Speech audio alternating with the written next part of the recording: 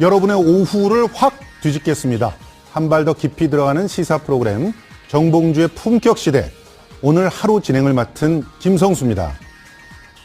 권력의 쌈짓돈, 특수활동비는 징빙자료 첨부 예외 조항 탓에 깜깜이 예산, 눈먼 돈으로도 불립니다. 하지만 매번 개혁안이 나오는데도 손질이 잘 안 되고 있는 것은요. 행정부, 사법부, 심지어 국회까지도 최고 수혜자이기 때문입니다. 대통령발 셀프 삭감으로 불붙은 특수활동비 개혁 요구. 과연 이번만큼은 제대로 손볼 수 있을까요? 노후 화력발전소의 셧다운, 미세먼지 해결, 4대강의 재감사 등 문재인 정부의 환경 공약들이 하나씩 이행되고 있는 가운데 이 정책들을 영상으로 구현한 영화제가 있어서 화제가 되고 있습니다. 스크린을 통해 고민해보는 환경 이슈. 오늘은 조금 특별하게 영화와 함께 환경 정책을 제안해 보겠습니다. 5월 26일 금요일 정봉주의 품격 시대 시작하겠습니다. 청와대가 검은 예산이라 불리는 특수활동비를 대대적으로 개선하겠다는 의지를 밝혔습니다.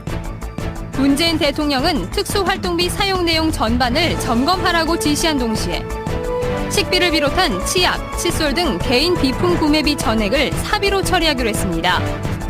이에 따라 올해 남은 청와대 특수활동비 126억여 원 가운데 절감된 53억여 원은 청년 일자리 창출 예산 등에 활용될 방침입니다. 특수활동비는 정부기관이 영수증 없이 사용할 수 있어 눈먼 돈 혹은 쌈짓돈이라고 불리는 경비입니다.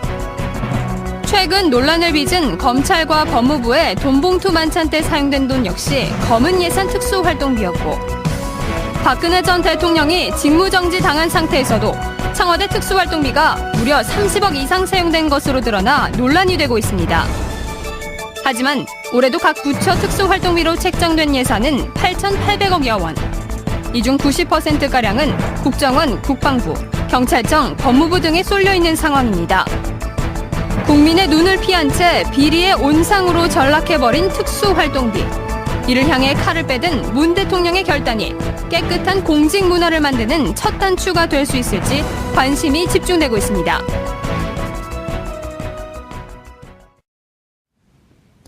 (5월 26일) 금요일 정봉주의 품격시대 첫 번째 이슈 들어가겠습니다.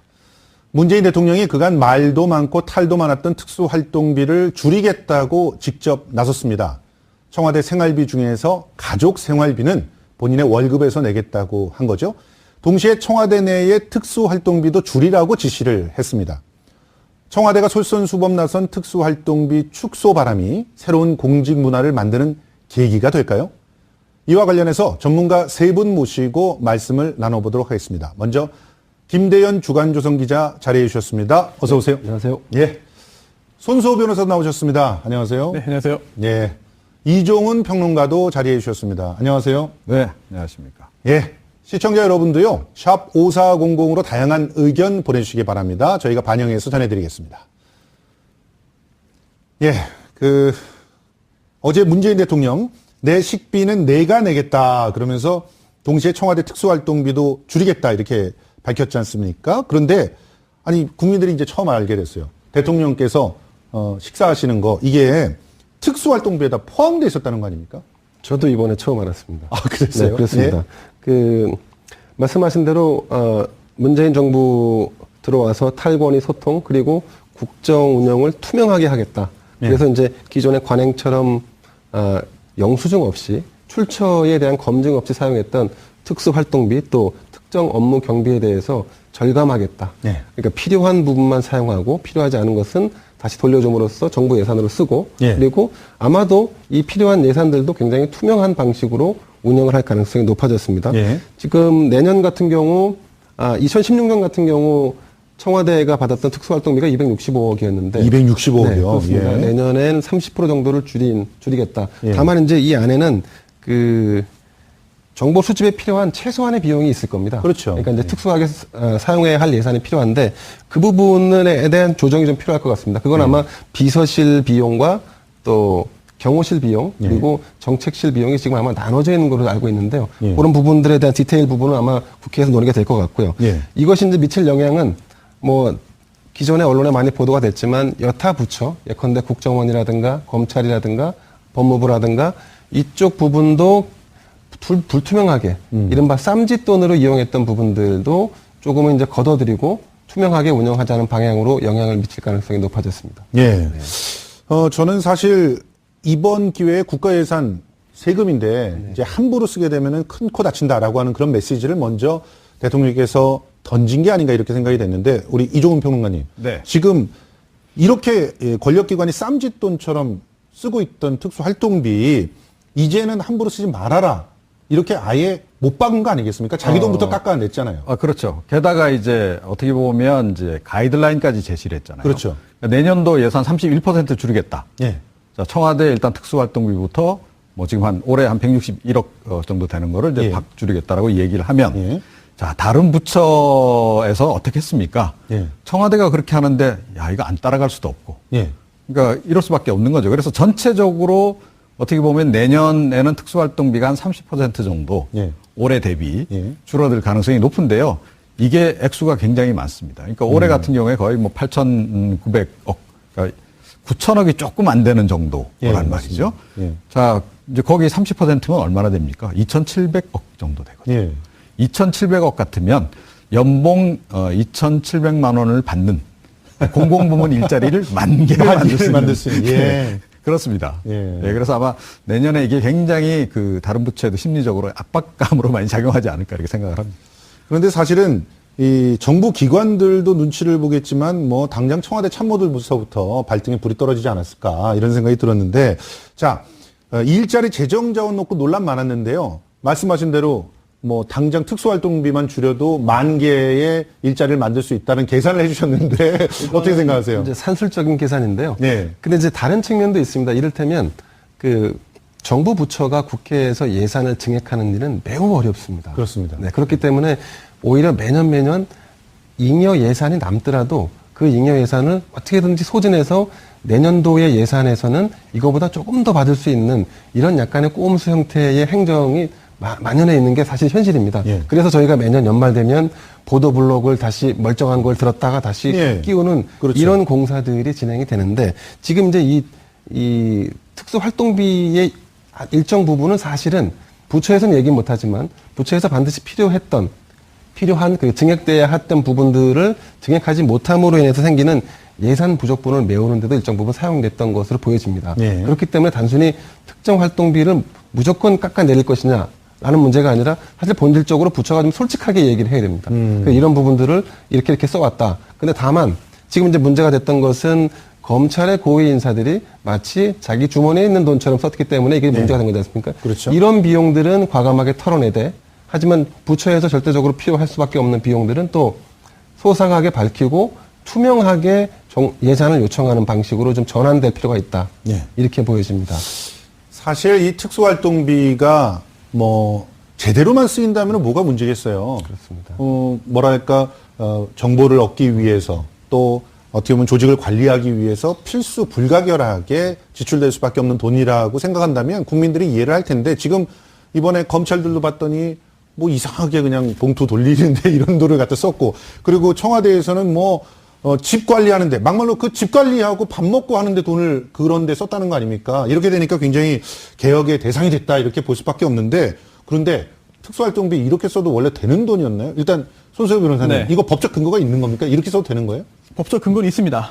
일단 예산안에 편성되었고 결국 예. 그 예산안에 통과되었기 때문에 예. 뭐 매년 국회가 또 특수활동비를 일부 또 삭감을 했습니다. 그동안. 그래서 법적으로 이제 그 당연히 정상적으로 편성된 돈이기 때문에 당연히 사용은 가능합니다만 예. 중요한 거는요. 이게 지금 현재 규정상 예. 과연 영수증도 없이 국회 결산도 받지 않고 눈먼 돈, 예. 깜깜이 돈으로 불릴 만큼 이렇게 사용해도 문제가 없겠느냐. 예. 좀 오해가 있는 것 같습니다. 아 오해가 있다. 네, 이게 영수증이 필요 없는 돈이 절대 아닙니다. 네, 영수증이 필요합니다. 아 필요한데 왜 영수증을 네. 여태껏 네. 안 내고 그렇게 막 쓴 거예요? 원칙적으로 영수증이 필요해요. 그래서 예. 감사원의 이제 여러 가지 지침 등을 볼 때도 예. 원칙적으로 영수증서를 제출하도록 되어 있습니다. 특히나 이제 현금을 권장하지 않고 되도록 신용카드를 쓰도록 하고 있고요. 예. 그런데 아주 짧은 예외 규정이 하나 있습니다. 예외 규정. 바로 수사와 정보 수집에 예. 반드시 필요하고 특히나 이제 용처를 밝힐 경우에 수사와 정보 수집의 어떤 그 목적에 지장이 생길 만한 우려가 있는 경우 이때는 이제 영수증을 첨부하지 않아도 된다라고 돼 있거든요. 예, 예. 그런데 현실적으로 지금 현재 이런 수사와 정보 수집이 아닌 경우에도 특수활동비라고 한다면은 무조건 영수증 첨부 안 해도 된다라고 예. 지금 오해를 하고 있는 것 같습니다. 아, 그러면 이거는 완전히 엄격하게 법 네. 해석을 해서 못하게 만들었어야 되는 거 아닙니까, 이전에? 그래서 또 연결되는 이야기인데요. 국회의 어떤 국회의 결산 대상도 아니다. 국회가 뭐 감시 못한다라고 하는 오해가 있는데요. 예. 그것도 잘못된 겁니다. 예. 현재 이게 국가재정법에 따라서 당연히 국회의 결산 대상이에요. 그래서 지금 앵커님 말씀하신 대로 영수증 첨부해서 국회가 결산을 하는 게 타당합니다. 그렇게 그러니까요. 할 수 있고 해야 됩니다. 예. 그런데 국회에서 그동안 못하고 있거든요. 왜 못했던 거죠? 아주 참 허탈한데요. 이유가 예. 관련 부처에서 정보 자료를 제공 안 했기 때문에 못한다고 합니다. 그리고 네, 자료를 제공하지 않는 이유가 아까 말씀드린 그 예외 규정 단 하나입니다. 이거는 수사, 정보 수집 등의 어떤 그 규정된 목적 달성에 지장이 생길 수 있기 때문에 공개할 수 없다라고 해서 지금 현재 국회에서 못하고 있고요. 예. 또 이건 좀 놀라운 사실인데 예. 2004년도에 대법원에서 판결이 하나 선고됩니다. 네. 국회가 특수활동비의 사용처를 밝혀라. 국회의 특수활동비 사용처를 밝혀라. 이런 판결이 2004년도에 선고되기도 하거든요. 예. 그런데도 국회는 이러한 판결에도 불구하고 여러 가지 이유를 대면서 아직까지 하지 않고 있고 국회도 안 밝혔어요. 그렇습니다. 예. 더군다나 이런 상황에서 국회가 결산을 하는데 다른 관련 부처에다가 아주 꼼꼼하게 강력하게 밝혀라 라고 하는 거 하기도 참 어려운 상황이거든요. 그러다 보니 지금 이게 뭐 증빙자료도 필요 없고 인터넷 공개도 안 되고 감사원 결산검사 국회 자료 제출 대상도 아니다 라고 하는 거는 오해고요. 예. 지금 현재 관련 규정만 엄격히 적용한다면은 당연히 모든 게 다 검증 대상이 됩니다. 지금 안 하고 있던 거죠. 관에서. 예. 아니, 평론가님. 네. 왜 이렇게 된 건가요? 사실은 해외에서는 이런 사례가 없는 걸로 저는 알고 있는데, 뭐, 한번 우리가 왜 이렇게 특수활동비를 그야말로 그냥 뭐 물 쓰듯이 펑펑 막 쓰고 거기 어떻게 썼는지도 밝히지 않고 서로 정말 눈빛으로 교환해 가면서 일부러라는 표현이 어떨지 모르겠습니다. 하여튼 그 감사를 서로 안 하고 이런 짬짬이들이 있었다는 거 아닙니까, 사실은? 네. 이게 본래 목적은요, 첩보 활동비입니다. 그러니까 스파이 활동비예요. 아, 그래서 국정원이 제일 많은 거군요. 자, 그래서 사실은 국정원 그리고 이제 경찰에 이제 아주 그런 그 첩보 활동을 하는 그런 부서 아니면 예. 이 돈을 써서는 안 되는 거죠. 예. 다른 부서에는 원래 배정을 하면 안 되는 겁니다. 국회에도 배정을 하면 안 되는 건가요? 당연하죠. 아. 그런데 이게 편법 변형이 된 겁니다. 이게 그러니까 이 적용 대상이 그러니까 이 예산을 배분하는 대상 기관들이 점점 늘어나다 보니까 이제는 모든 기관들이 다 이 첩보 활동비를 쓰는 상황이 됐는데, 예. 그러니까 규정에도 딱 그렇게 되어 있잖아요. 그러니까 기밀 유지 이 활동 관련한 그런 뭐 조사, 사건 수사 그런 데 쓰도록 원래 한 비용이에요. 그 법에도 그렇게 규정이 돼 있어요. 자, 그런데 실제로는 그게 그렇게 쓰이지 않았다는 거죠. 예. 왜 이런 일이 벌어졌느냐? 이게 사실은 통치자금입니다. 통치자금. 예. 그러니까 과거에 이제 이게 독재 시대의 잔재예요. 네. 그러니까 과거 독재 시대 때 어떻게 했나요? 대통령이 기업이나 이런 쪽에서 비자금을 받죠. 그래서 통치자금을 뭐 이번에 최순실 게이트 과정에서도 드러났지만 청와대 자기 집무실 그 뒤에 금고에다 넣어놓고 중간중간에 이제 이거 쓰는 거 아닙니까? 그죠? 뭐 사령관들도 쫙 불러서 군인들한테도 가끔씩 이렇게 주고 또 뭐 정보기관 같은 데도 좀 주고 이런 식으로 또 사실은 뭐 정치권에도 이제 가끔 이렇게 돈을 풀고 이런 식의 운영됐던 게 통치자금 아니에요? 자, 그게 이제 전두환 예전에 뭐 노태우 전 대통령 시절에는 뭐 조단이었다. 자, 그런데 그거는 이제 사실은 비자금 형태로 조성이 돼서 대통령이 개인적으로 관리하는 돈이었는데 그거 말고도 사실은 더 통치자금이 필요한 거죠. 아하. 자, 그래서 정부 예산에 통치자금을 숨겨놓은 게 이게 바로 특수활동비라고 보면 정확합니다. 그렇군요. 자, 그래서 보세요. 권력 피라미드가 쫙 있어요. 예. 자, 독재 시대에 이제 대통령부터 시작해서 쫙 각 기관장으로부터 시작해서 쫙 밑단까지 쫙 권력 피라미드가 딱 형성이 되잖아요.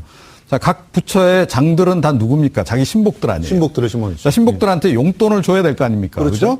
근데 자기가 사비로 비자금 조성해서 기업에서 해서 하려면 이거 참 만들기도 쉽지 않고 또 이게 탈법이 되고 나중에도 문제가 될 수 있고 그래도 물론 많이 조성을 했습니다만 그거 이외에 정부 예산 중에 일부를 그렇게 딱 눈먼 돈으로 따로 챙겨서 이렇게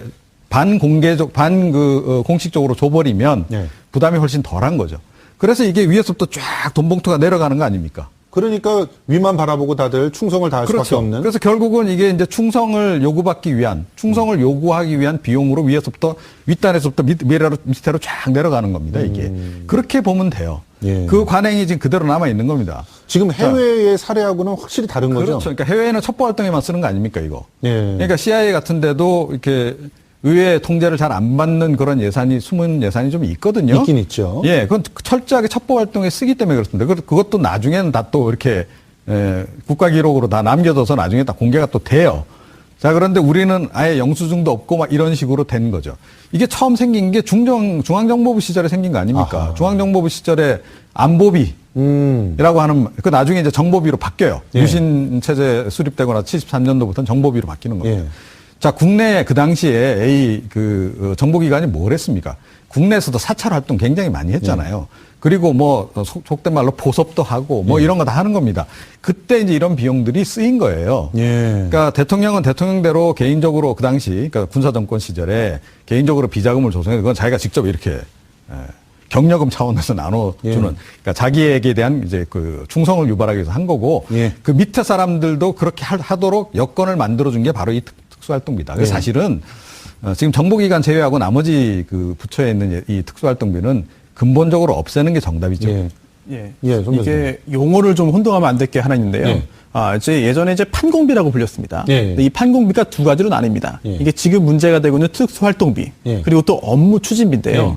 일단 어감부터 다릅니다만 그렇죠. 정말 보더라도 업무 추진비는 지금도 잘 견제가 되고 있고요. 또 결산이 되고 있고. 그렇습니다. 네, 그렇습니다. 그런데 이게 대부분 지금 현재 특수활동비가 실제로 수사와 정보 수집, 첩보 활동에 쓰이는 것이 아니잖아요. 예. 그렇다면 원래는 특수활동비가 아니라 업무 추진비 항목으로 돼 있어야 됩니다. 아하. 네, 그런데 현실적으로 이제 업무 추진비의 성질을 갖고 있지만 특수활동비로 계속 편성이 되는 이유가 바로 이 아까 말씀드린 예외 규정, 수사와 정보 수집 활동에 지장이 생길 수 있는 경우에는 영수증 첨부하지 않아도 된다. 예. 이 지침에 이렇게 해당되기 위해서, 이걸 활용하기 위해서 계속해가지고 실질은 업무 추진비지만 이제 그 명목상으로는 특수활동비를 계속 넣어주고 있는 거거든요. 이런 것 때문에 특수활동비가 비대해지고 계속 뭔가 법의 편법, 숨은 곳을 찾아가기 위한 시도가 계속되는 것이죠. 예. 그래서 조금 더 구체적으로 들어가 볼까요? 예. 그러면 과연 이 특수활동비를 우리가 제어할 수 없었느냐?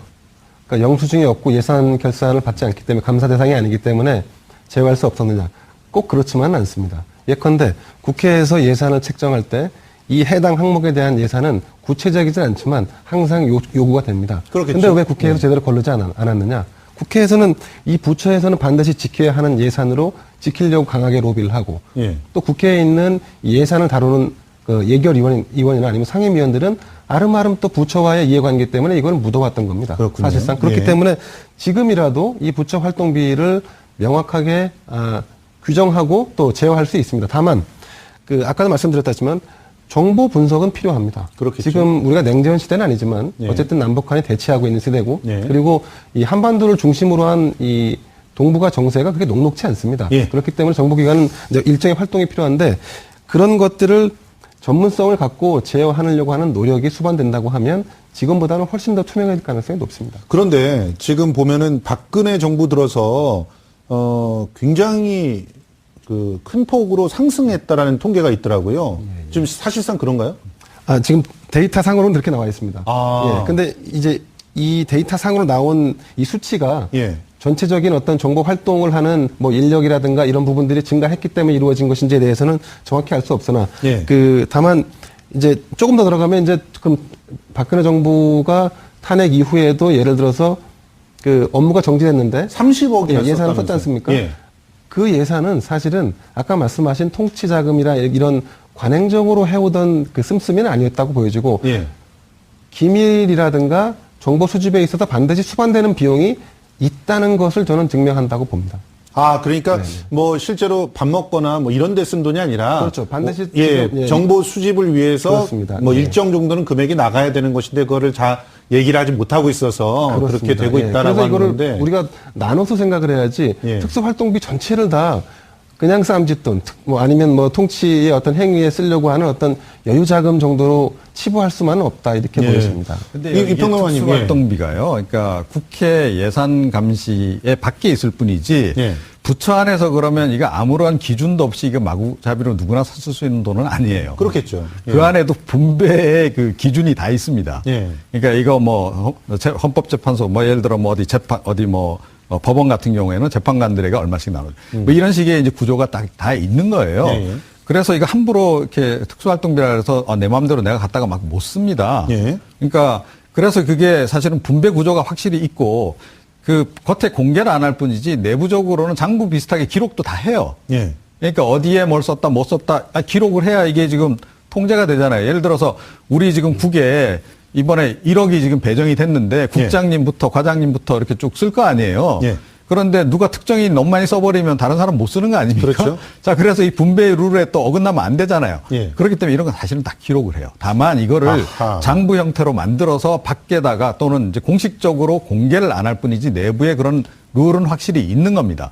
그야말로 이 정보기관에서 하는 아주 특별한 특수활동, 그러니까 첩보활동, 긴급하게 발생한 첩보활동에서 그쪽으로 돈이 확 쓰이고 이런 경우가 아닌 경우에는 매우 루틴하게 사실은 이것들도 쓰여지고 있고 관리가 되고 있다. 예. 다만 공개가 안 되고 있는데 그것에 대한 투명성은 앞으로 강화한다면 사실은 그러니까 뭐 당장 이게 예를 들어서 뭐 공개가 어렵다면 뭐 5년이나 10년 뒤에라도 공개를 할 수 있도록 이렇게 하고 기록을 남기도록 아하. 이렇게 하면 사실은 통제가 전혀 불가능한 돈은 아닙니다. 이게. 실제로 뭐 미국에서도 에드워드 스노든이 그 예산 그렇게 쓴 특수활동비처럼 쓴 돈을 갖다 다 공개해가지고 발칵 뒤집어지기도 했었잖아요. 그러니까 우리도 분명히 그런 흔적들은 있을 거고 맘만 먹으면 얼마든지 감시를 할 수 있는 체계를 만들 수 있다라고 하는 그런 말씀이신 거죠.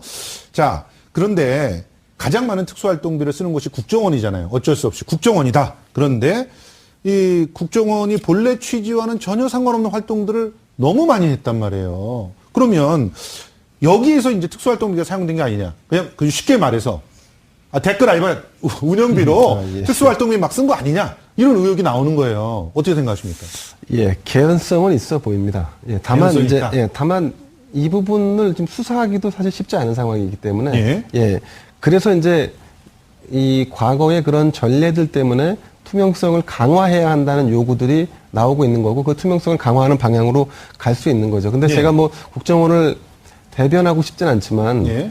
국정원이 예를 들어서 그 돈을 어디다 썼는지에 대해서 얘기할 수 없다면 그러면 그 돈을 사용함으로 인해서 얻었던 양질의 정보가 어떤 것인지에 대해서는 오픈할 수 있어야죠. 그렇죠. 적어도 정보위에서는 이러이러한 예산을 갖다 씀으로 인해서 우리가 이러이러한 좋은 양질의 정보를 획득했고 이 양질의 정보를 가지고 국가의 이익에 부합하는 일을 했다라고 하는 것을 예. 보고해야죠. 예. 근데 이제 이런 부분들까지도 지금 투명하게 이루어지지 않는 거죠. 예. 그렇다 보니까 이제 의혹은 의혹대로 쌓이고 예컨대 뭐 과거에 국정원이 했던 여러 가지 그 잘못된 어떤 행태들이 이런 비용으로 인해서 같이 수반됐던 게 아니냐라고 하는 오해가 더 커지는 게 아닌가 싶습니다. 아니 그런데 이 부분은요. 예. 이 부분은 사실은 좀 규명이 된 부분이 있어요. 그러니까 그렇죠. 2013년도에 이 국정원 댓글 사건 이제 2012년 그 대선 과정에서 불거졌잖아요. 불거졌죠. 그래서 여직원 예.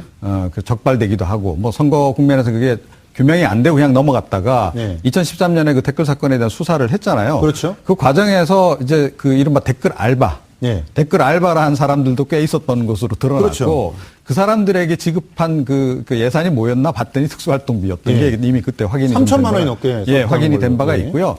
자, 근데 사실은 이제 과거에 뭐 중앙정보부 시절이나 뭐 이런 시절에는 워낙 그 국내 정치의 공안 통치를 많이 하는 과정에서 예. 엄청나게 그런 돈이 쓰였다라고 봐야 되는 거죠. 예. 그나마 이제 최근에는 많이 이제 국정원이 개혁을 하고 해서 줄었다. 국내 정치에 개입을 안 하기 때문에 줄었다라고 하는데 그때 이제 그 사건이 뻑 불거진 거고 그 당시에 또 이제 사실은 이제 군의 사이버 사령부도 이제 이 댓글 활동을 한 거로 그렇죠. 나중에 밝혀졌는데 그 예산도 국정원에서 이제 넘어간 거로 이렇게 예. 밝혀지기도 했었고요. 그 다음에 2015년에 혹시 기억하실지 모르겠는데 그 이른바 이제 해킹 프로그램을 이탈리아인가요? 어디서 예, 그 맞습니다. 사온 예. 그 비용도 이 특수활동비에서 나간 거로 이렇게 나오거든요. 그러니까 그래서 사실은 예. 앞서 말씀드린 대로 그러니까 이 첩보 활동에 이게 어떻게 보면 이 경우는 자기 기관들, 그 정보기관들 입장에서 보자면 정상적으로 사용한 거예요, 이게. 특수활동비 본래 목적에 맞게끔. 다만, 예. 국내 정치에 개입을 안 해야 하는데 개입을 한 게 문제지, 저는 첩보활동에 근본적으로 쓰는 게 맞는 건 해요. 그런데 저것도 아주 오랜 관행으로 사실은 이제 뭐 모르겠어요. 요즘도 뭐 하는지 안 하는지 누구도 알 수가 없으니까 안 한다고는 하는데 이 국내 정보 수집 활동 같은 거는 기본적으로 한단 말이죠. 그렇죠. 자, 이제 그런 거를 전제로 하면 사실은 특수활동비를 예전부터 저렇게 써왔던 그런 관행이 있는 거예요. 그러니까 내부적으로는 사실은 저런 게 별로 문제가 아니다라고 생각하면서 계속 써왔을 가능성이 굉장히 높죠. 사실은 이 부분을 수사를 좀 하게 되면은 더 많은 것들이 지금 현재 이제 수사로 밝혀진 것들이 지금 일부, 예. 아까 그래픽으로도 좀 보셨는데 일부가 있다는데 더 있지 않을까요? 어떻게 생각하세요? 글쎄요. 제가 뭐 확인한 바가 아니기 때문에 말씀드리기 좀 조심스러운데 우리가 이제 그럼 이런 사건을 바라볼 때 국정원 전체가 다 예컨대 댓글 알바를 하는 것에 다 동조했고 조직적으로 참여했고 그리고 돈을 다 지불했고 이렇게 과연 볼 수 있느냐? 그건 아니겠죠, 당연히. 그래서 이거는 다분히 일부의 일탈이거나 아니면 과잉에서 오는 정보 수집 어떤 그런 욕구에 과잉에서 오는 어떤 잘못된 행동일 텐데 그거는 좀 우리가 좀 구분할 필요가 있다. 이렇게 그렇습니다. 보여지고 그러면서 이제 동시에 국정원 본래의 업무까지도 이런 일탈로 인해서 발목이 잡히거나 혹은 오도되는 부분은 우리가 좀 그러니까 구분해서 바라볼 필요가 있다 이렇게 생각합니다. 그 부분은 좀 구분해야 되겠다. 그런데 조금만 제가 한 가지 얘기만 더 보태면요. 그러니까 국정원 개혁 과정에서 그 이른바 아이오, 그러니까 정보관들. 그러니까 이 예전에는 각 기관에 뭐 거의 다 그 상시 근무를 하지 않았어요. 국정원 정보관들이 나가서 정보 수집하고 이제 그게 이제 결국 국내 정치 개입으로 나타난다. 그래서 이제 그거를 없애느냐 마느냐 논란이 됐고 이제 아주 없애지는 않고 이제 그 한 사람마다 이렇게 개별 기관에 다 보내는 게 아니고 그러니까 이렇게 묶어서 권역별로 이렇게 한 명씩 정보관을 지금 두고 있잖아요. 예를 들어 그 정보관들 같은 경우에 밖에 나와서 이제 뭐 정보 수집 활동하려면 사람들도 만나야 되고 밥도 먹어야 되고 이런 거 있잖아요. 사실은 그 비용도 특수활동비에서 나가는 겁니다. 맞습니다. 그래서 통상적인 수준에서의 이제 그런 특수활동비라 그러면 사실은 정보기관에서 그렇게 국내 정치 또는 국내 정세 파악과 관련해서 활동하는 거는 큰 논란은 안 되죠. 그런데 그게 이제 조금 전에 이제 댓글 사건처럼 정치적으로 적극적으로 개입했다. 이거는 사실은 굉장히 논란이 될 수 있는. 근데 지금 그런 쉽게 말해서 시발단이라든가 뭐 또 해킹 프로그램으로 사찰의 의혹이 있는 것들에 돈을 썼다든가 이런 거 말고도 지금 뇌물로 활용한 게 아니냐 이런 의혹도 있어서 심각하거든요. 이 부분은 특히 이제 뭐 우병우 전 민정수석이 검찰의 특수활동비를 받았다는 의혹이 제기되기도 했는데 이런 부분으로 사용된다면 이거는 정말 특수활동비의 그 본래적 취지와는 전혀 상관없는 돈 아니겠어요? 그렇습니다. 특히 검찰 관련해서는 이제 수사를 할 때 뭐 경정도 필요하고 또 실제로 수사를 진행할 때 여러 가지 경비가 필요하기 때문에 검찰, 법무부 그리고 또 법무부 소속의 검찰에서 필요한 특수활동비가 존재한다. 뭐 이런 그 공감대가 있을 수 있습니다. 그렇죠. 그런데 그러한 부분을 제외하고 뭔가 검찰 수뇌부들 사이에서의 서로 간의 이해관계를 좀 위한 목적으로 쓰인다거나 아니면은 이제 자신의 어떤 이른바 인맥을 관리하기 위한 부분에서 돈이 사용되었다라고 한다면 이거는 굉장히 심각한 문제고요. 그리고 또 그러한 관행이 지금 뭐 한두 번의 일탈이 아니라 그동안 쭉 이어져 왔다라고 한다면은 조직적인 그런 조직 자체의 더 큰 문제로 볼 수 있거든요. 그래서 지금 감찰이 진행되고 있습니다. 그렇기 때문에 감찰 결과 감찰 과정을 통해서 이런 검찰 내부에 어떤 문제가 있는지 여부 또 만약에 존재한다고 한다면 도대체 누가 근본적으로 이런 문제를 이제 만들었는지 그리고 또 언제부터 이어지고 있는지까지 좀 밝혀냈으면 좋겠고요. 그래서 또 계속 또 끊이지 않고 등장하는 이름이 있죠. 바로 우병우 전 수석입니다. 이 우병우 전 수석 같은 경우에도 청와대 민정비서관으로 근무할 때 검찰총장으로부터 특수활동비를 받았다라는 그런 의혹이 제기됐습니다. 사실 현금으로 인출되거나 이러면 안 되는 거죠. 그렇습니다. 근데 뭔가 인출된 돈이 있었다. 네. 그래서 그거를 이게 검찰에서 써야 되는 거를 물론 검사였지만 전직 검사였지만 검찰 소속도 아니고 법무부 소속도 아닌 이런 그 청와대 소속의 이 민정비서관이 어떻게 이걸 받았느냐. 사실이라고 한다면 굉장히 큰 문제이고요. 또한 우병우 전 수석이 여러 가지 그런 개통과 이런 것들 뛰어넘어서 힘을 과시했다라고 볼 수 있는 간접적인 증거가 되기 때문에 중요한 문제이고요.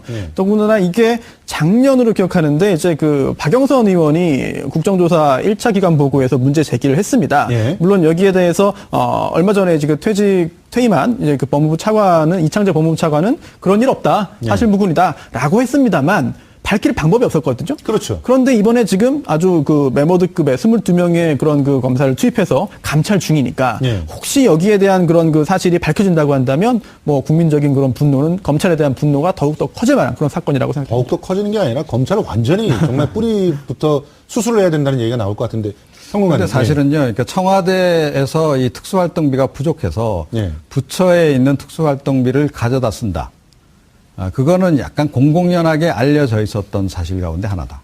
아, 정말요? 예, 그렇습니다. 그러니까, 근데 이게 왜 이제 정권마다 이제 차이가 이제 큰데요. 청와대에 거의 300억 가까운 돈을 특수활동비로 쓰는데 그게 모자라서 네. 부처에 있는 걸 갖다 왜 써요? 그런지 제가 설명드리면 금방 이해가 되실 거예요. 예. 이게 통치자금으로 보시면 이해가 쉬운 게 예. 그러니까 과거에는 이제 전직 대통령들이 군사정권 시절에는 자기가 이제 비자금을 조성해 자기 직접 집행하는 통치자금들이 꽤 있어요. 그렇겠죠. 비서실 직원들한테 수석들한테도 이렇게 줘서 이거 어디다 써라 뭐 이런 식으로 했단 말이에요. 그러니까 청와대 돈이 풍부했죠. 예. 자, 그런데 이제 그렇게 해서 조성할 수 있는 그 비자금의 규모, 비자금이 이제 불가능해진 거 아닙니까? 아니, 이번에 보면은 사실 뭐 허모 행정관이 그 네. 일부 우익단체들한테 지원할 때 보면 정경련이라는 통로를 통해가지고 지원도 하잖아요. 그러니까 얼마든지 이 정부에서는 그런 편법들을 가능하게 썼잖아요. 자, 또. 그런데, 그러니까 예. 제가 드린 말씀은 그거예요. 그러니까 대통령이 주도적으로 비자금을 조성할 수 있는 환경이 문민정부 이후에 이제 많이 줄어든 건 사실이죠. 줄어드는 거죠. 예. 예. 자, 그렇게 되다 보니 만약에 그 정권이 필요에 따라서 공안 통치를 해야 되겠다. 그러니까 박근혜 정부처럼 이건 약간 공안 통치라도 해야 되겠다라고 마음먹으면 예. 그 정보 활동을 강화해야 될 거 아니에요. 청와대 그렇겠죠. 스스로가 예. 각 그 기관에서 정보기관에서 하고 있는 거 말고 개별적으로 더 사찰도 해야 되고. 자, 그런데 그 비용을 그럼 어디서 조달하냐는 거죠. 예. 대통령이 나서서 옛날처럼 군사정권 시절처럼 뭐 이렇게 기업들한테 받을 수는 없는 상황이기 때문에 예. 이런 경우에는 부처에 있는 돈을 좀 가져다가 쓰는 겁니다. 예. 이게 사실은 2010년도에 이미 드러난 바가 있잖아요. 그 예, 당시 그렇습니다. 그 장진수 국무총리실에 그 당시 그 민간인 사찰할 때. 그거 이제 그 양반이 제보하면서 예. 그때 이 얘기를 하거든요. 청와대에 정기적으로 돈을 이렇게 보내줬다는 얘기. 그러니까 그 이명박 정부하고 그걸 통해서 우리가 확인할 수 있는 것은 이명박 정부나 이번에 이제 우병우 만약에 전 수석 경우도 이게 사실이라면 예. 그러니까 이명박 정부하고 박근혜 정부에서는 이게 일종의 관례처럼 예. 특히 이제 민정수석실에서는 검찰에서 쓰는 특수활동비 일부를 가져다가 거기도 특별감찰반을 운영했잖아요. 예. 민정실 그 산하로 예. 50여 명에 달하는 그 수사팀을 운영한 거 아닙니까? 예. 자, 거기에 활동비로 썼을 가능성이 굉장히 높다. 이렇게 이제 봐야 되는 거죠. 예, 좀 마지막으로 지금 저는 그 국회의원들 얘기도 좀 해야 된다고 생각하는데요. 특히 저는 아주 뇌리에 선명하게 기억이 되고 있는 게 바로 홍준표, 이제 전 도지사죠. 홍준표 전 도지사의 그 특별활동비를 집에다가 좀 가져다 줬다. 이 얘기 네네. 굉장히 충격적이었거든요. 근데 이런 게 가능한 구조였다는 거잖아요. 그렇습니다. 뭐 지금도 아마 국회 상임위원장에게는 예. 월 1,000만 원에서 많게는 4,000만 원까지의 이 일종의 뭐 업무 추진비 혹은 뭐 특별 활동비가 지급되는 걸로 알고 예. 있는데요. 이것도 특수활동비죠. 예, 2015년 홍준표 전 경남지사의 경우는 2015년이죠. 예. 새누리당 원내대표 시절에 이제 상임위원장을 맡고 있었고, 근데 예. 집권 여당의 원내대표는 그 운영위원장이라고 해갖고요. 예. 그 상임위 중에 이제 청와대를 주로 관장하는 위원장을 맡게 되는데, 예. 이제 이 위원장의 경우는 좀 다른 상임위원장보다 좀 돈을 더 받습니다. 아, 그래요? 네, 그렇습니다. 예. 그래서 이 중에 이제 월 4천만 원인가를 그 당시에 받았던 걸로 나오는데, 예. 남은 돈은 생활비로 쓰라고 이제 집에 가져다 주니까 그 부인이 이걸 비자금으로 만들었다. 뭐 이런 이제 그 이실직고를 한 적이 있었고, 예. 그리고 이제 이거는 이제 여당만의 문제는 아니었습니다. 당시 이제 야당이었던 새정치민주연합의 신계련 의원도 일부 상임위원장에게 배정된 그 특수활동비를 자녀 유학비로 사용했다. 예. 예, 이렇게 고백한 적이 있었고, 그리고 이제 신재민 전 그 문화부 차관도 마찬가지로 이제 차관 재임 시절에 이 특수활동비 쪽으로 지급된 돈을 가지고 사생활에 썼다, 이런 부분이 있었습니다. 근데 이제 이게 이제 이를테면 특수활동비로 인해 빚어진 사건 혹은 그 해명의 흑역사겠죠. 예. 네네.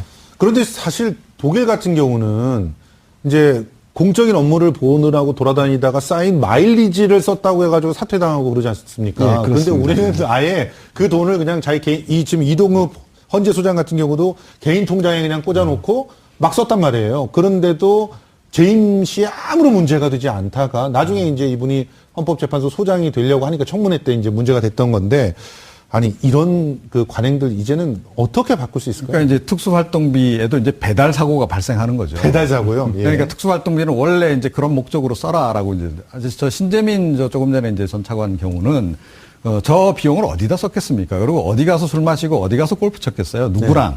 네. 대부분 다 언론인들하고 쓴 겁니다. 그러니까 언론 관리 차원에서 쓴 거예요. 저분 같은 경우는 오히려 본래 목적에 잘 맞게끔 쓴 경우에 해당하고 예. 다른 분들이 문제죠. 이걸 집에 가져가거나 아니면 생활비로 쓰거나 자녀 유학 비용으로 쓴 게. 근데 이게 왜 이렇게 되냐면 앞서 말씀드렸잖아요. 그러니까 기관마다 이제 분배 룰에 따라서 딱 이제 분배가 됩니다. 그래서 특수활동에 사용하세요라고 주는데 근데 이제 개중에 이걸 갖다가 영수증 첨부 안 해도 되니까 다른 용도로 갖다가 개인적인 용도로 이렇게 쓰는 이른바 배달 사고가 좀 발생하게 되는 거죠. 자, 손 변호사님. 네. 확실하게 네. 뿌리 뽑으려면은 선별과제 어떤 게 필요할까요? 여러 가지가 있겠죠. 네. 일단 첫 번째로는 이제 문화와 관행을 바꿔야 되는 것이고, 네. 또한 두 번째로는 지금 이미 좀 전에 말씀하신 대로 여러 명의 이제 그 정치인 또는 공무원들이 이 특수활동비를 본래 목적에 맞지 않게 사용을 했습니다. 네. 그러면은 오늘 이제 노회찬 원내대표가 이런 자료를 만들어서 배포했는데 밝혀진 것부터 환수받자. 예. 라고 하는 이야기를 했습니다. 예. 특히나 이제 그 홍준표 전 지사 이야기를 하면서 생활비로 썼다고 스스로 밝혔는데 그렇죠. 생활비로 쓴 거를 환수받자. 예. 그것도 못하면서 어떻게 다음 조치를 취하느냐라고 예. 하는 이야기를 했습니다. 굉장히 공감할 수 있겠고요. 뭐 홍준표 전 지사뿐 아니라 문제되었던 뭐 생활비, 유학자금으로 썼던 자금은 받아야 되겠고요. 예. 또한 마지막으로 이게 법적으로도 범죄로 인정되어서 처벌받을 가능성이 충분히 있어 보입니다. 그러니까요. 네, 이게 할당된 그런 그 사용처, 용처에 관계없이 별도 다른 써서는 안 되는 그런 그 목적으로 용도로 썼다고 한다면 예. 이게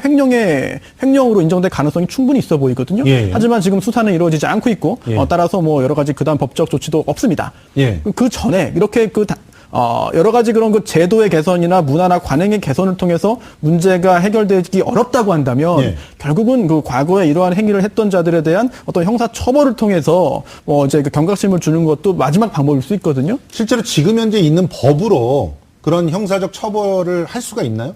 물론 형사처벌 대상인지 여부 그리고 또 나중에 유죄 판결이 선고될지 여부는 정말 법원의 재판을 진행해 봐야 됩니다. 그러면 법을 바꿔야 되잖아요.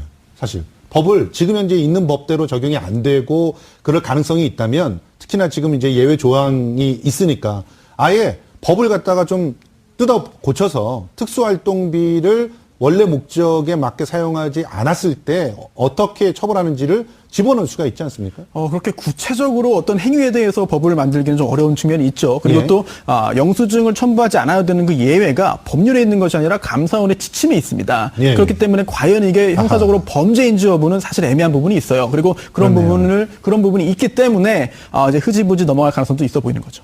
짧게 말씀드리면 예. 내부에서 사용되는 특수활동비는 줄여도 될 것 같습니다. 예. 외부에서 사용되는 특수활동비는 예. 공무원이 국가 예산을 집행하는 거기 때문에 김영란법의 저촉을 받으면 예. 제어될 수 있다고 생각합니다. 아하. 아주 새로운 아이디어를 또 하나 이렇게 내주셨던 것 같습니다. 자, 뭐, 노력을 한다면 이렇게 세금들이 빠져나가는 것들을 충분히 줄이고, 또 그것을 다시 국민들에게 얼마든지 돌려줄 수 있을 것 같은데요. 여태까지는 그것이 하나의 기득권이 되어서, 그 기득권들을 지키기 위해서, 조치를 취하지 않았던 건 아닌가 하는 그런 생각들을 해봅니다. 형성된 돈이기 때문에 당연히 사용은 가능합니다만 예. 중요한 거는요. 이게 지금 현재 규정상 예. 과연 영수증도 없이 국회 결산도 받지 않고 눈먼 돈, 예. 깜깜이 돈으로 불릴 만큼 이렇게 사용해도 문제가 없겠느냐. 예. 좀 오해가 있는 것 같습니다. 아, 오해가 있다. 네, 이게 영수증이 필요 없는 돈이 절대 아닙니다. 네, 영수증이 필요합니다. 아, 필요한데 왜 영수증을 네. 여태껏 네. 안 내고 그렇게 막 쓴 거예요? 원칙적으로 영수증이 필요해요. 그래서 예. 감사원의 이제 여러 가지 지침 등을 볼 때도 예. 원칙적으로 영수증서를 제출하도록 되어 있습니다.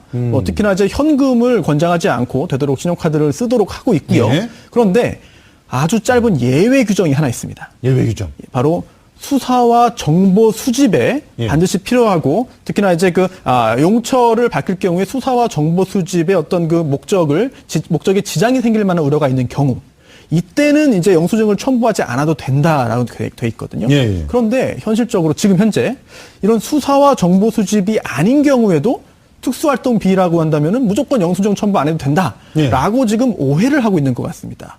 그러면 이거는 완전히 엄격하게 법 네. 해석을 해서 못하게 만들었어야 되는 거 아닙니까, 이전에? 그래서 또 연결되는 이야기인데요. 국회의 어떤 그 결산, 국회의 결산 대상도 아니다. 국회가 뭐 감시 못한다라고 하는 오해가 있는데요. 예. 그것도 잘못된 겁니다. 예. 현재 이게 국가재정법에 따라서 당연히 국회의 결산 대상이에요. 그래서 지금 앵커님 말씀하신 대로 영수증 첨부해서 국회가 결산을 하는 게 타당합니다. 그렇게 그러니까요. 할 수 있고 해야 됩니다. 예. 그런데 국회에서 그동안 못하고 있거든요. 왜 못했던 거죠? 아주 참 허탈한데요, 이유가. 예. 관련 부처에서 정보, 자료를 제공 안 했기 때문에 못한다고 합니다. 그리고 자료를 제공하지 않는 이유가 아까 말씀드린 그 예외 규정 단 하나입니다. 이거는 수사, 정보 수집 등의 어떤 그 규정된 목적 달성에 지장이 생길 수 있기 때문에 공개할 수 없다라고 해서 지금 현재 국회에서 못하고 있고요. 예. 또 이건 좀 놀라운 사실인데 예. 2004년도에 대법원에서 판결이 하나 선고됩니다. 네. 국회가 특수활동비의 사용처를 밝혀라.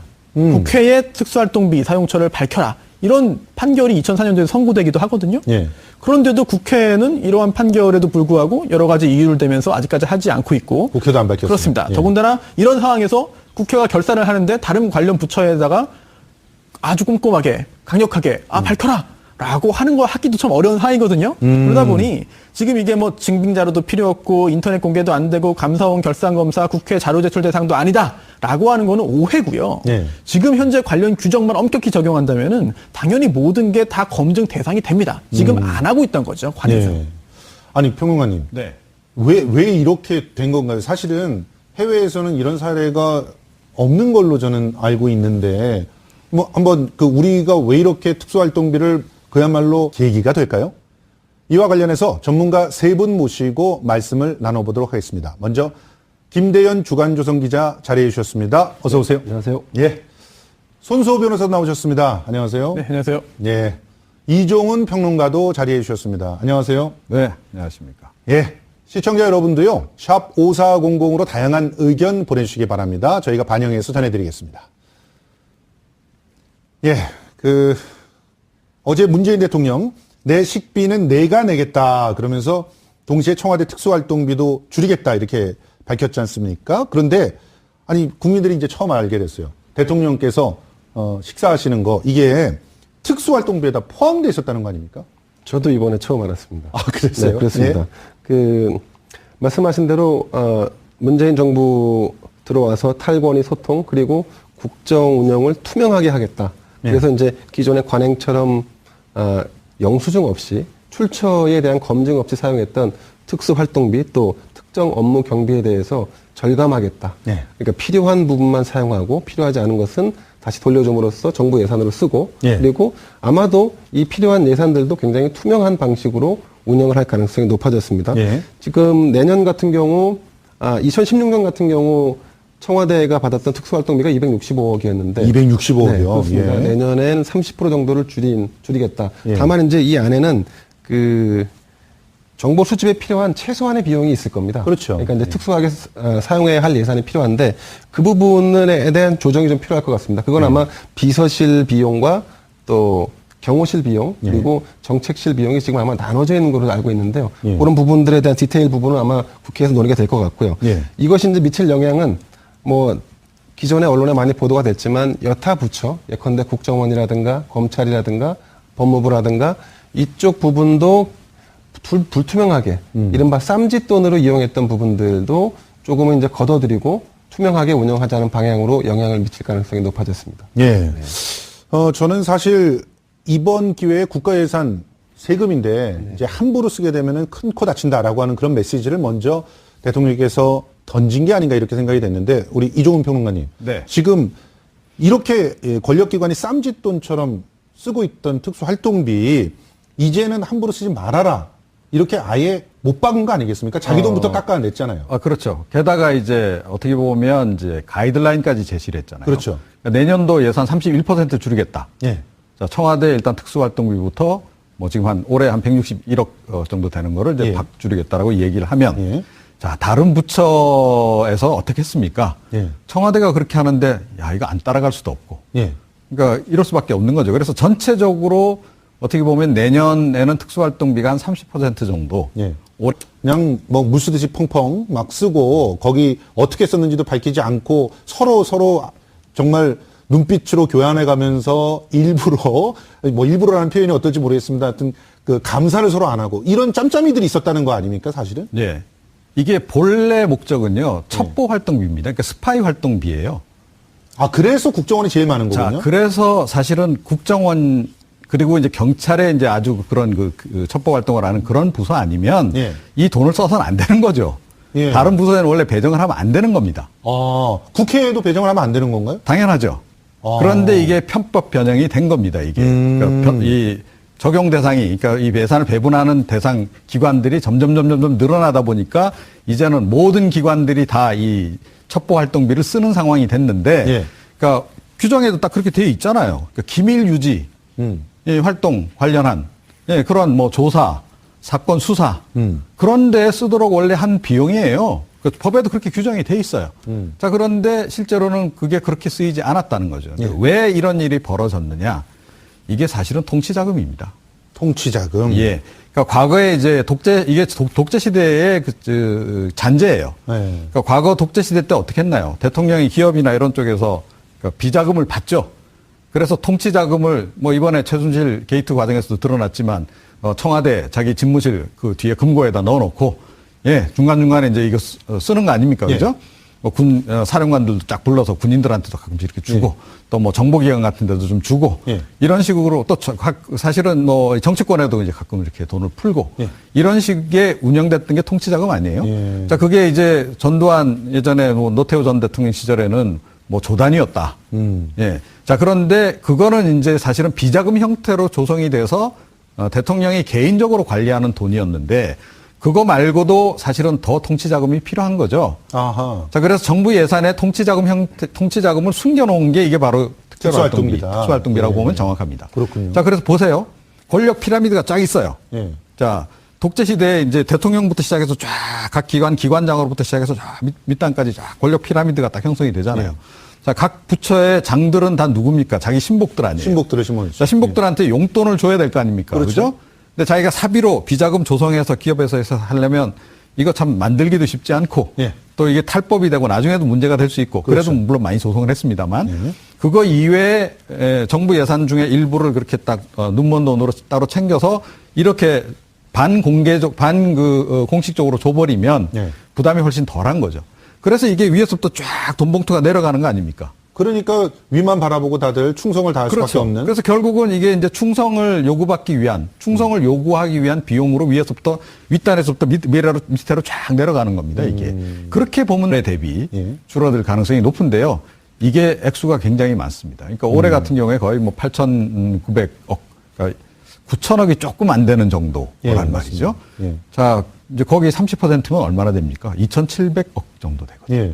2,700억 같으면 연봉 2,700만 원을 받는 공공부문 일자리를 10,000개를 만들 수 있는. 예. 그렇습니다. 예. 그래서 아마 내년에 이게 굉장히 다른 부처에도 심리적으로 압박감으로 많이 작용하지 않을까 이렇게 생각을 합니다.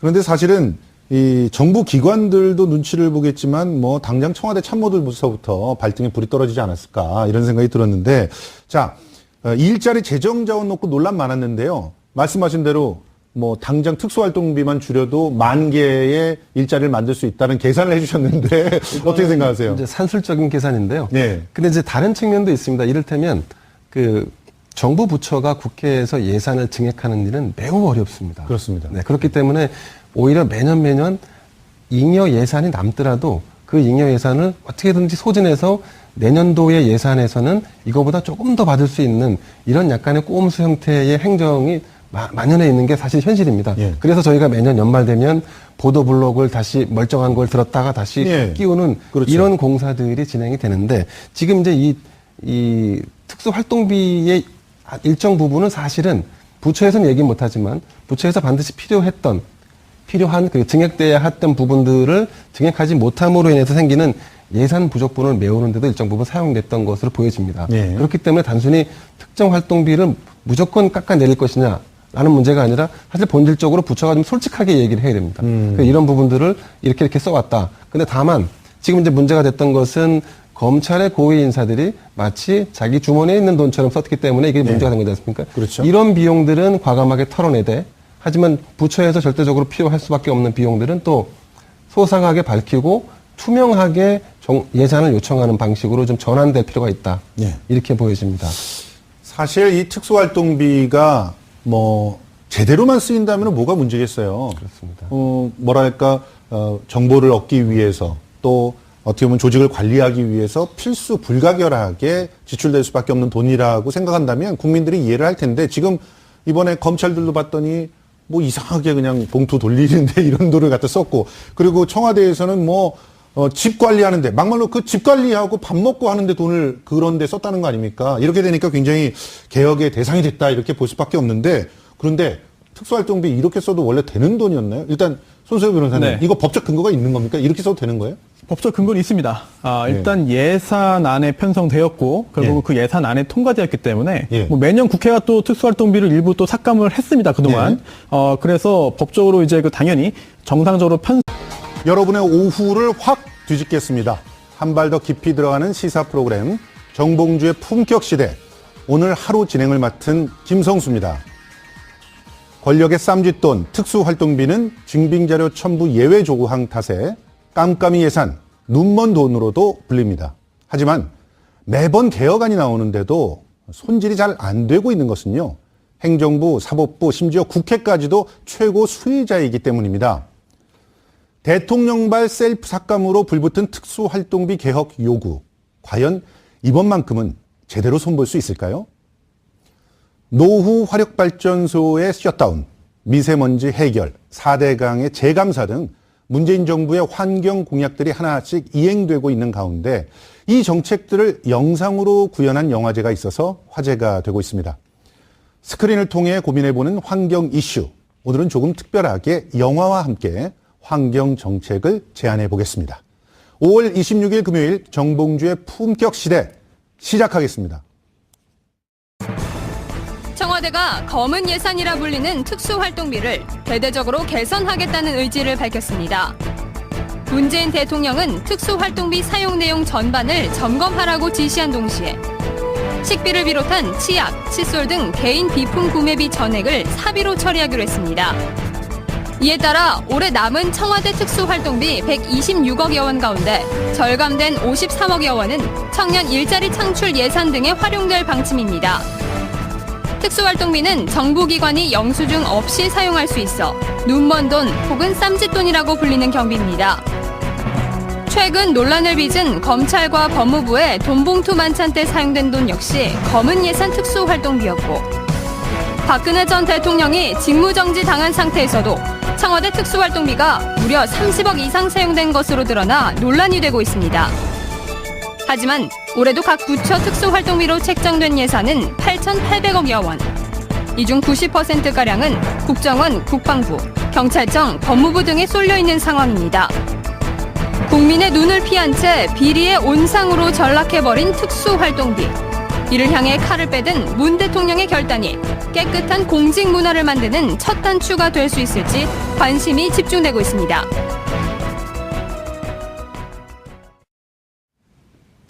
(5월 26일) 금요일 정봉주의 품격시대 첫 번째 이슈 들어가겠습니다. 문재인 대통령이 그간 말도 많고 탈도 많았던 특수활동비를 줄이겠다고 직접 나섰습니다.